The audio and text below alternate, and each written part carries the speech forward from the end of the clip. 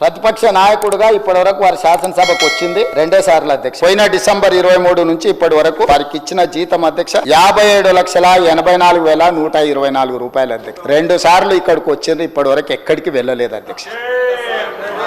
ప్రభుత్వ జీత భత్యాలు తీసుకొని ప్రజల్ని గాలికి వదిలేసి తెలంగాణ రాష్ట్రాన్ని కర్మకు వదిలేసిన ప్రధాన ప్రతిపక్ష నాయకుడు రేబీస్ వ్యాక్సిన్ రియాక్షన్ వచ్చినట్టుగా వాళ్ళు వ్యవహరిస్తుంటే ఏం చెప్పాలి అధ్యక్ష? పెద్దలు చంద్రశేఖరరావు గారిని రమ్మని ఉండే అధ్యక్ష. వారి సభలో ఉన్నప్పుడే కృష్ణా నది జలాల మీద చర్చ పెడతాము, ఈ చర్చలో ఒకవేళ మా తప్పేదైనా ఉందని నిరూపిస్తే సభా సాక్షిగా చంద్రశేఖరరావు గారికి బీఆర్ఎస్ నాయకులకు నేను క్షమాపణ చెప్తా అధ్యక్ష. ఇది నా సవాల్ అధ్యక్ష. చంద్రశేఖరరావు గారికి సవినయంగా నేను చంద్రశేఖరరావు గారికి సవాలు విసురుతున్నా.